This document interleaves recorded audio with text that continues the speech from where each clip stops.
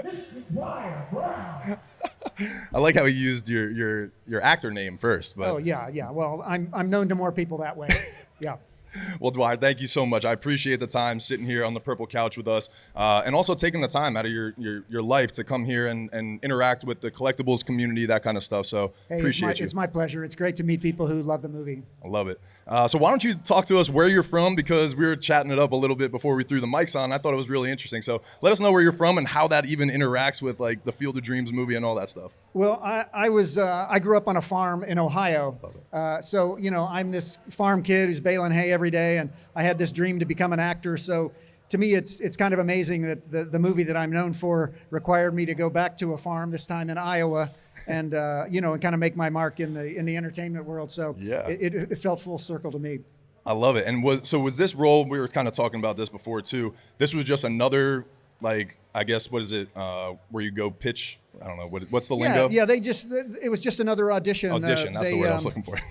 When a movie comes into Hollywood, they send out a breakdown of the different roles, and then your agent submits you for it. And I guess I looked enough like Kevin to play his dad, and I went in with 300 other guys, and I ended up getting the part. And it was just this small 5-minute part. Yeah.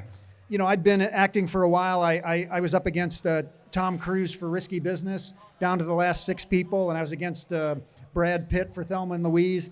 And, spoiler alert, I didn't get those. But this is the one that people remember me for. And, I acted for 40 years and did hundreds of plays and television shows, but I'm happy to be remembered for this little 5 minutes in a cornfield. Well, it's pretty amazing. And you said that you didn't even think it was going to be this. I don't think you could ever really predict, right? The 35-year run that you guys have been on. But talk to me what you thought about the movie after it was made and everything.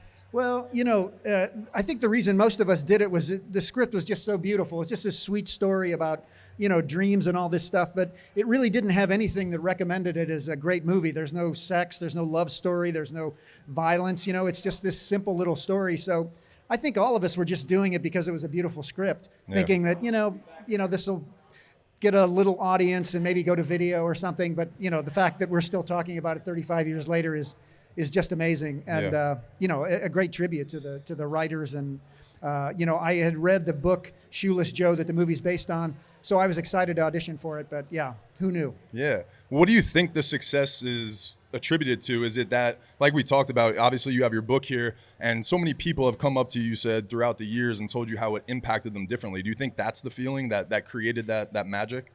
Yeah, there's so many things. I mean, it just has such a positive message, to follow your dreams. You get this crazy idea, and so many people will tell you, "Hey, man, don't do that. You're gonna get hurt," and to kind of support that he makes this dream come true, and he gets to kind of not only meet Shoeless Joe Jackson, but heal his relationship with his dad, and and just the father-son thing. There's so few places that fathers and sons can really have an emotional connection, and frequently it's around sports.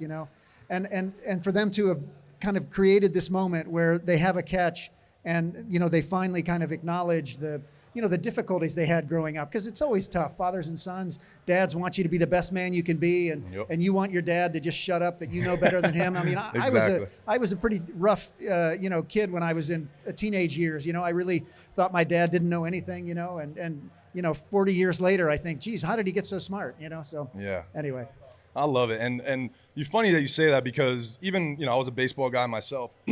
So my dad, we went baseball all our whole lives. And so I remember when I was young, he's like, we're going to watch this movie together. And I was like, Dad, no, all that, right? You roll your eyes. And so even that experience the first time, I was like, okay, this is a movie, but I'm not going to let my dad know I liked it, But then as you get older, you appreciate so many things. And just the hindsight, the perspective, like you're saying, right?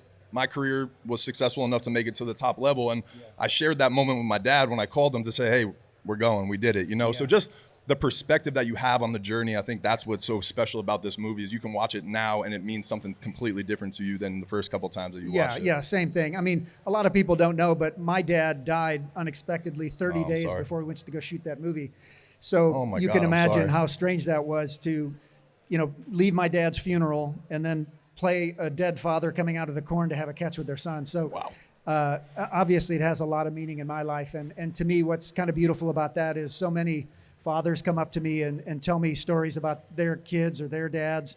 And so I get to remember my dad. And I don't know, it just feels like this full circle thing that I've become this little traveling priest who gets to hear these confessions about people's dads and sons. So, I just really feel honored to have been put in that position.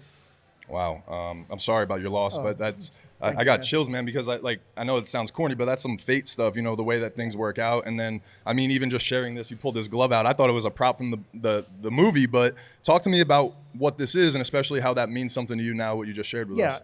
This was my dad's glove that he taught my brother and I to play catch with when I was a kid. Cool. That's pretty lame. This was, but that's the coolest thing. I love it. I think that's so sick. And his dad had given him this glove. And so, when my dad died, I dug this out of the closet and I thought, man, I'm going to get this in the movie, because it just is an homage to my dad. And because I played a catcher, of course, the props department gave me a catcher's mitt. So this never made it into the movie, but I take it with me everywhere now and let people try it on because it's as close as you'll get to my dad. He's been gone now for 35 years and now, you can kind of shake hands with him by putting your hand in the mitt. So anyway. I love that. No, I own a collectible shop. So something like this is absolutely amazing. And that's what I love about collectibles, right? The value of them is all about the story behind them, the meaning, the sentiment, all that stuff. So thank you for sharing that with us.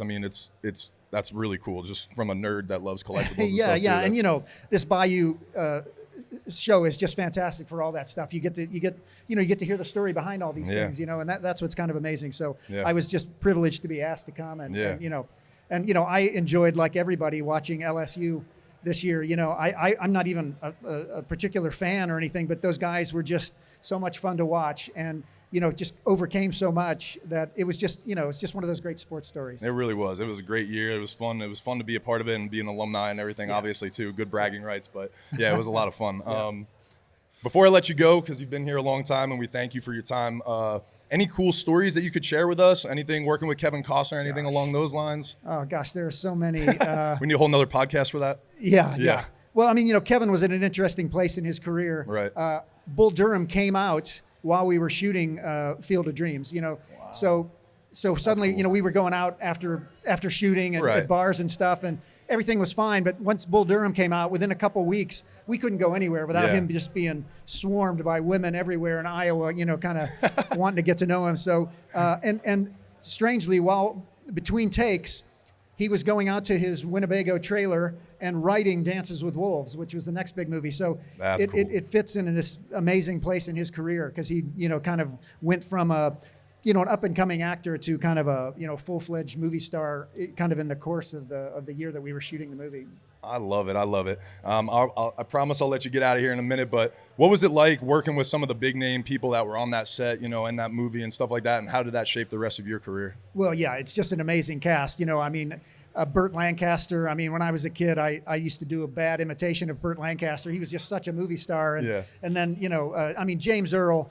Kevin was amazing. Right. He was so nice. But James Earl, how do you introduce yourself to Darth Vader? I'm trying to think what do I say? And, I first ended up kind of stuck next to him in the makeup trailer. And I was like trying not to make eye contact because I was like, what do I say? What do I say? And he just said, "Hi, I'm Jimmy," and shook my hands. Jimmy. And, And he was just a great guy. He'd grown up on a farm too, so we had a lot to talk about. And so it was just kind of amazing. Even, Ray Liotta, just the list is great, crazy. amazing It's actors. unbelievable. And it was just a great cast. We had so much fun, going out to the bars afterwards. And, it was a great And how old were you during the movie? I was 29 back then. That's awesome. Yeah. That's I was a fun legal. Time. You're legal. That's awesome. Yeah. Well, Dwier, thank you so much, man. I know you got some more autographs to sign and some stuff to do, but thank you for your time. Thank you for joining us in the collectibles community. This was a great event. Trey's done a great job. So thank you for your time. My Appreciate pleasure, you. man.